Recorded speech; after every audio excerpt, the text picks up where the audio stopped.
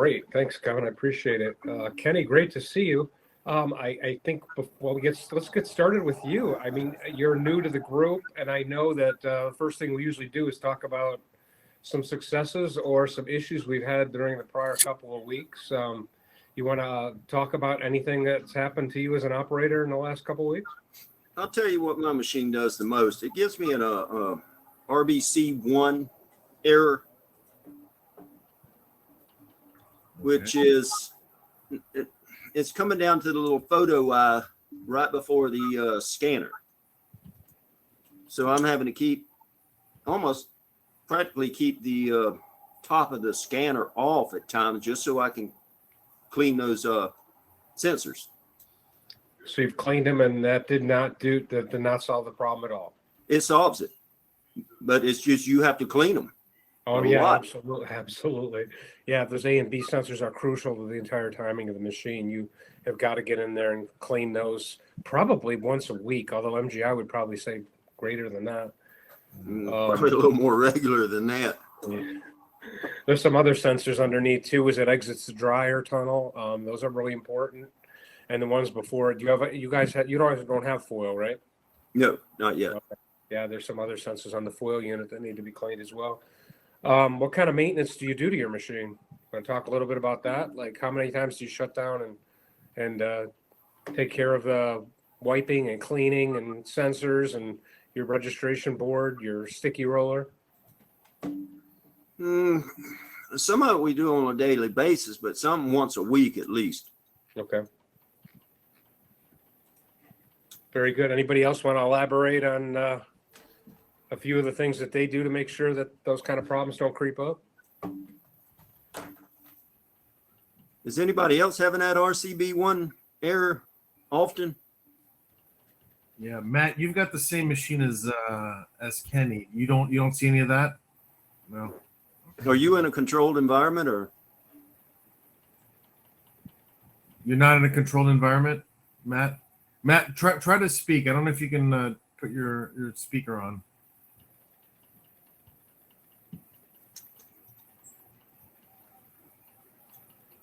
Okay. Sign language? No. I don't know. Is this messing everything up? No. Oh, really? So you can hear me okay? Mm-hmm. All right. Okay. No, I'm not having any of those problems. And yes, we are technically in a controlled environment, but it's not very controlled. Humidity is kind of kept around 49% on the average, but the room temperature is 80 to 85 degrees at all times, if that's what you mean by controlled or uncontrolled. That's better than what we do. Yeah. Any stories? Matt, great looking pieces. Oh, perfect. Thank you very much. Appreciate it. No. Kenny, are you there? Yeah, I'm here. It was Okay. echoing real bad, but now it's good. Okay. What about the pieces that you produced in the last couple weeks? Any of them awesome? You want to share any stories? Yeah, well, we've got most of the kinks worked out. It's running good. What kind of products are you making? Doing? What are you doing today? We're doing a cover for a perfect bound book. Oh, perfect. Now I got another question. We just did a cover. We ran it like 43 microns, and that the varnish was right at the edge. How do people go about cutting lifts? Are they cutting small lifts or without it, pulling or? We were having to cut, I don't know, inch. Yeah, I mean, normally things that have an awful lot of coverage near the edge, you really want to use a single sheet cutting system, something like a smart slitter or one of Duplo's machines, so it cuts one at a time. Then it's never an issue. I don't know if you've tried the foam pads underneath your clamp. That's what I eventually went to, and that worked a lot better. But if you guys continue to be as successful as you've been, you're probably going to be looking for a single sheet cutting system because it's going to cause you a lot of grief. I assume you let the product sit at least overnight, right? You Oh don't yeah, wanna be yes. into 43 microns with that Yep. happening. Yeah. Very good. And sometimes turning them over helps too. Cutting them face down. Huh. That way you get a harder surface on the top of each cut. Each sheet Right. gets cut from the backside. Yeah, that can be quite the challenge. How many covers do you have to cut? There was 7,500. Oh boy. Wow. How about Anybody else want to interject on their bindery and cutting systems? Nolan, Tracy, Deanna? How are you guys cutting your high builds? We have a guillotine cutter. Yeah, so you're doing small lips, little by little, so that's About 3 inches is the max we cut. yeah. Ken, what did you do? We don't have the clearance for any more than that. Yeah, because then you get into registration issues, right? Like if Yeah. you're too high. All over the pressure on how much pressure the pressure plate comes down Yeah. on that. It's partial. One of them's partially digitized, and the other one's completely computerized. Right. We used to have a graphic wizard machine for cutting cards, right? And you basically put the sheet in and it just slices it right down and jiggles it up or jogs it and then puts it where it has to go. And that's one sheet at a time. And that machine, I think when we got it was maybe 25, 30 grand. Yeah. So Yeah. it might be something if you're doing a lot of business cards or postcards or whatever cut square, you could check out the size. But that would be a good alternative because when it starts to go, it goes. Yeah, it's a great thing to have in the shop when you have a embellishment and raised UV. What's really interesting about it is that it cuts clean. It does the cross cuts as well. It can even help you with a crease because it's got a male and female score in it. So when it comes together, you get a really nice score. You're typically putting it on a lot of varnish or a lot of ink, so it's helpful there. And it can run while you're running. Like you could literally take sheets off of the jet varnish, put a pile of them in this machine, and have them cut while you're running the jet varnish. They go through almost as fast as a jet varnish prints. Yeah. So, the owners like to go, oh man, what am I going to do? 7,500 sheets? That's going to take forever. As a separate operation, yeah, but in a lean environment, they'll actually run while you have your back turned. And often you'll end up with finished product you can put right on the cart, which is great for us operators because I know I used to get a lot of product back from my bindery staff that, oh, we cut this one wrong or this was variable data and this was a problem. And we need 150 more because the clamp came down and with too much pressure and it ruined a good portion of the product. It actually saves you aggravation, right? Because you're kind of in charge back there and you can run it right alongside the jet varnish. So the other nice part of it is when you do something variable, you can walk over to the machine, usually get it printed, jet varnish it and put it right in sequence on the carts. And you're pushing it right to the boxing area, the shipping area of the shop. So it does more than just cut. It really can save a lot of aggravation. Sure. How about Gerardo, what are you doing? How are you cutting? Well, actually, we end up using Duplo 618, Yeah. the newest one. It's the smallest one, but the upgrade from the 615 that we had is just enormous. You can pre-program the cuts, the creases, the multiple cuts, multiple creases. The four cuts and multiple guillotine cuts too. So it's been a time saver. That Duplo model was a great upgrade. Wow. Matt, I know you're using a Zune. How's that working out for you? So we have a couple of options here. Of course, I'm having a microphone problem if everybody's not tuned into that. So if you're trying to talk while I'm talking, it just obliterates you. So when I'm done talking, I need to turn off my microphone so you can talk. So anyway, we have a couple of options here because we have two different table cutters. for specific types of cuts, even if it's like a scroll cut like these.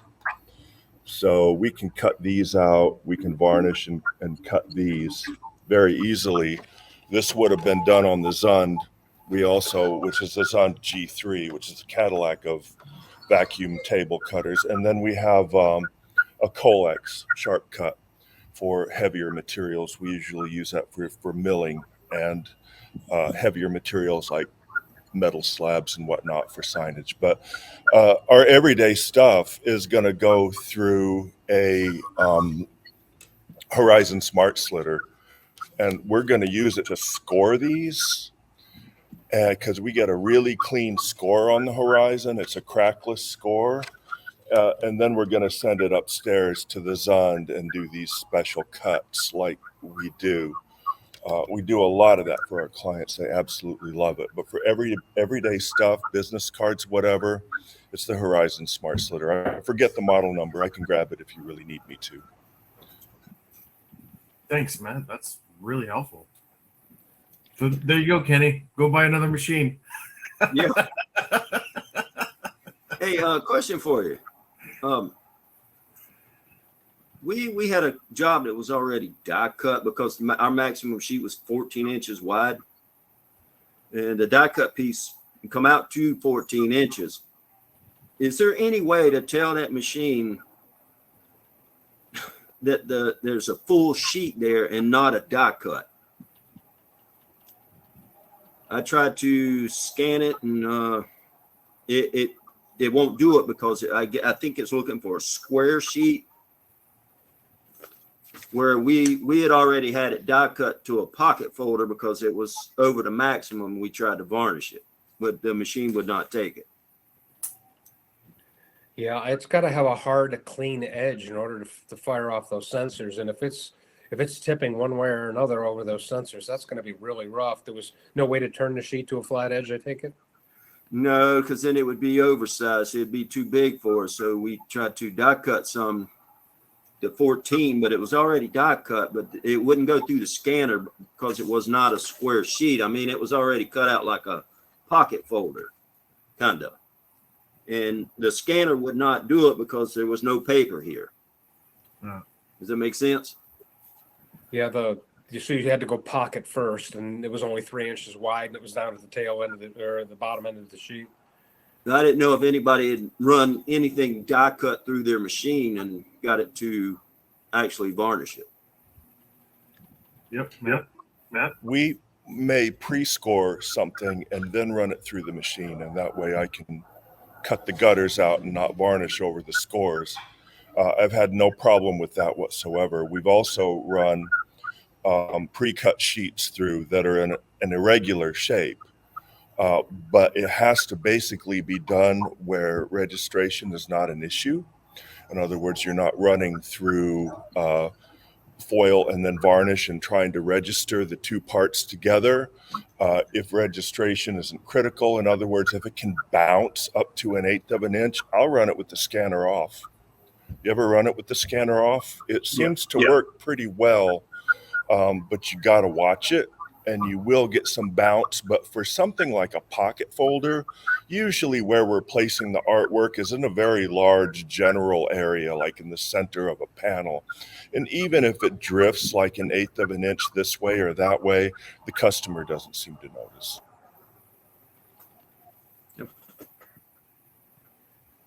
So knowing Tracy, Diane, what do you guys run into the last couple of weeks?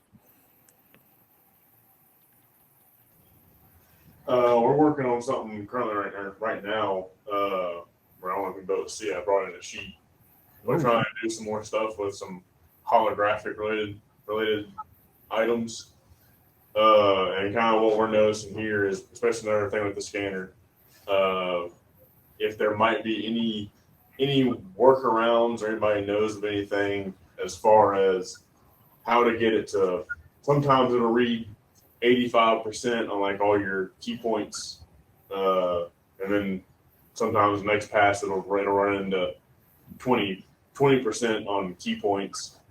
I didn't know there's anything as far as being able to, because we tried printing like a yellow yellow border around the kind of the edge to kind of make it as close to like a plain sheet as possible.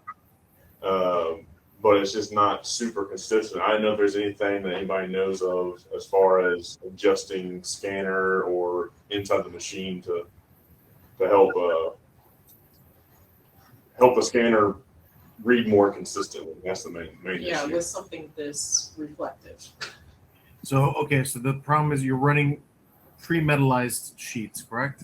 Yep. And the scanner's not picking up consistently. Yeah, not super consistently. Like I said, I already kind of knew it off the start to be kind of a maybe throwing a dart, just seeing if it would pick up some stuff. Now, I don't know everybody else on the call, but wasn't there like a special lighting kit for metallic substrates that exists? Is that something that's out there? You have that, Gerardo, right? Actually, when I run the metallic substrates, I put a sticker or a small post-it on the top, and the substrate runs great, but no camera. So to use the camera, they told me we need a retrofit camera kit with refractive lighting, so the light can be projected from the other side of the camera. So that's the only solution I know. You're talking about the barcode, right? Camera. No. The IES camera. I've heard people talk about maybe the way that the lighting is positioned over your machine can affect it as well.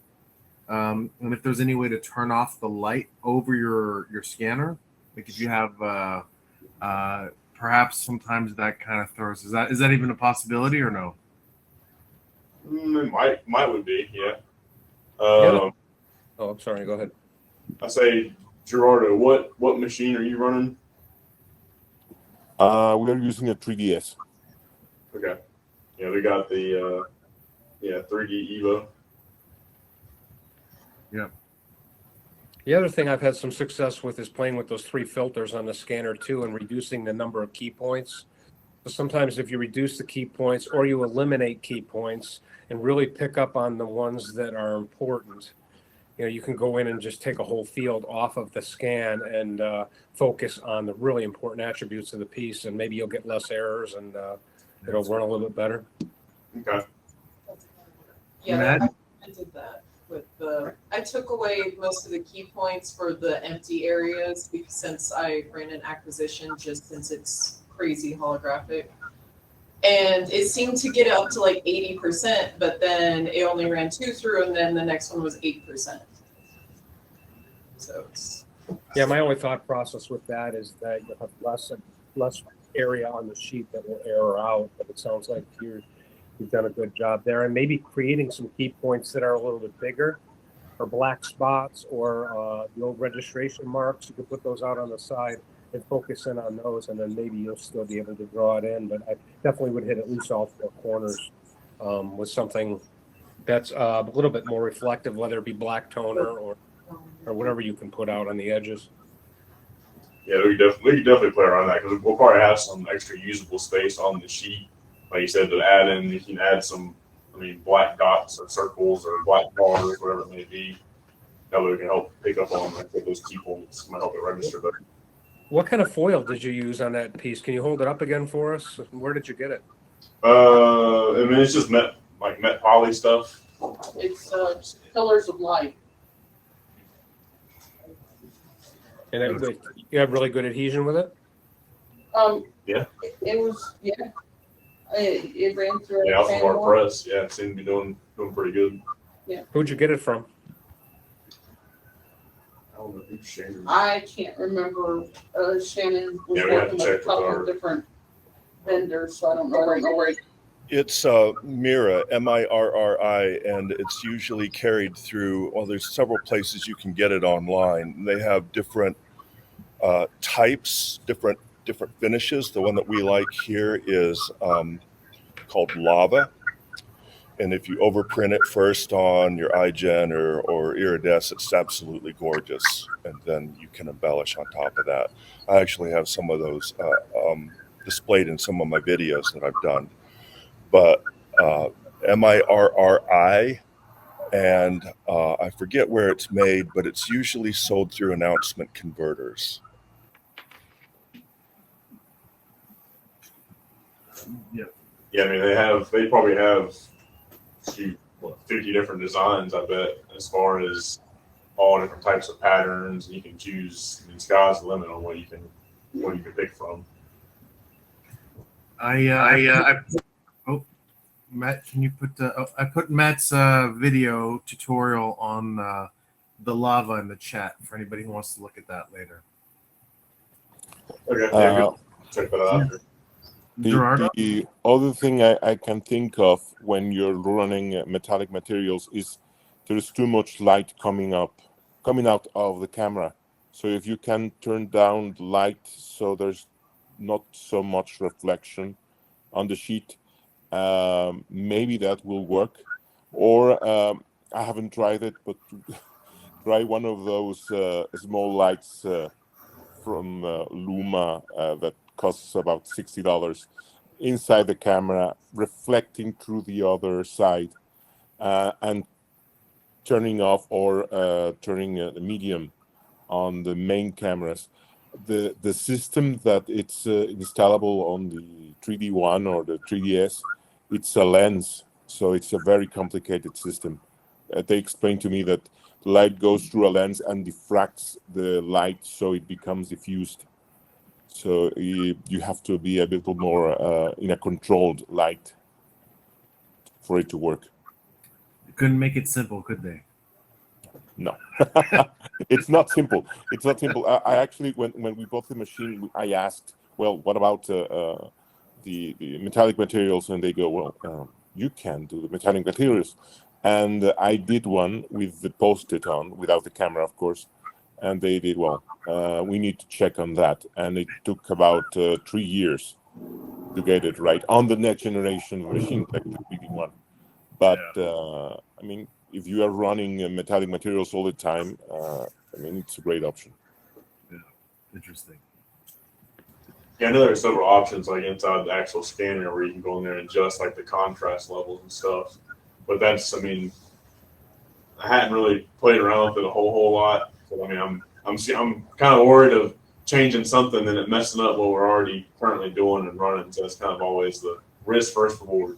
Yeah, I always take a video of what I'm doing when I'm changing things, so I can go back to normal and just save the settings in the machine and make a backup. Yeah. And You might actually find. I mean, what'll happen is you'll do a scan after you change those filters, and you'll find it'll pick up more key points. Sometimes it'll pick up different key points. It'll. I used to have a couple of business cards I would do that have variable names in that field. I could adjust those filters so it wouldn't even pick up the field, so I didn't have to go in and draw around every name to eliminate the variable fields from erroring out. So I wouldn't be afraid to play with those because they're really helpful, and you might find new settings that you improve your whole process. So. Okay, yeah, we'll definitely look into that here probably today or tomorrow for sure. What else have you guys printed this past couple weeks? one client came up to us for gift boxes, but the material was so porous, we ended up doing 3 passes and later foil, and the result was incredible. So don't be afraid of using coated materials with 3 passes. That's my only tip.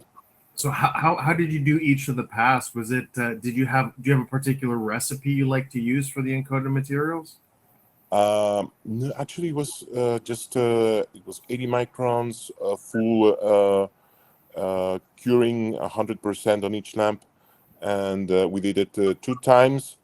At the second time, the foil can stick, but it was too porous, and we needed 3 passes.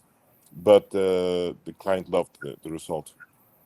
Matt, I know you're an expert at this. You want to share any of your recipes for? It really, honestly, it depends on the substrate, and it depends on, as Gerardo says, how porous it is. You know, I've run just about everything, including like laid columns and parchment. You know, they're very, very porous stocks, but people love them for invitations. And if you talk to any wedding planner, they don't want smooth, coated, glossy anything. They want that texture. They want that tack, that feel of the paper. So I've never really gone past 2 passes. I can see where in some cases it would have improved with 3. The only time I've ever done 3 is with the functional print with these touch tags. So, these symbols for the sight impaired, and we'll do 3 passes at 100 microns each, and just stack and stack and stack and hope that they don't topple upon each other. Sometimes they do. It's a quality control issue, but you try to control it best that you can. But for everything else, what I find is you do a minimal pass at full cure, just to get a layer down. And when it comes out on the stacker end, you pick it up and look at it. It doesn't look like anything's there. It looks like you just completely skipped the sheet because you just can't tell. But it would be similar to laying down clear toner on from an iGen or an Irides or even a Ricoh 7200. You lay down that clear toner first. So essentially you're doing that, but with the varnish. And then once you get that one good thin layer that's barely visible, then you can get a good second layer to bead up well on top of that. It may still have a little bit of a dimpled surface, but for that type of paper, that type of stock, what I've noticed visually, it works because it's not meant to be ultra shiny. They don't want on those invitations, they don't want ultra shiny or ultra refined. They want it to have some character. So essentially that, if you want to just go with 2 passes, that's going to be up to your client. You run a test, make them approve it. They usually love it. They're fine with that. So we've never had to go to 3 passes. Awesome, Matt. Thanks. Man, you're a wealth of information. We're glad to have you today. I just put, just so everybody knows, Matt also did a tutorial video on how he does uncoded. And I just dropped that into the chat. So if you guys want to make sure you watch that and see how he does it and what settings he uses, Get out of here. so you guys can give it a shot. Well, as promised, their time is up, unfortunately, but we're going to plan a couple more for next month. Don't forget about the JETforce.com. Kenny, especially, we'd love to have you on there.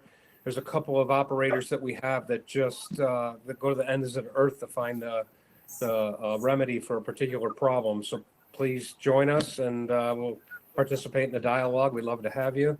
And I hope you guys have a great week. Wait, Thanks actually, for coming in. before everybody leaves, we had one quick question regarding the timing. What is easier for you guys? Is it the 10 o'clock Eastern like today, or is it the 11 o'clock Eastern like we did a couple weeks ago? What works the best for everybody here? I'm good. Either song. Okay. All right, guys. Very cool. Thank you again. All right. See ya. Thank you. And I'll let Matt know how it goes with the uncoded. I'm gonna go try it right now. Very Look cool. at his video. It's awesome.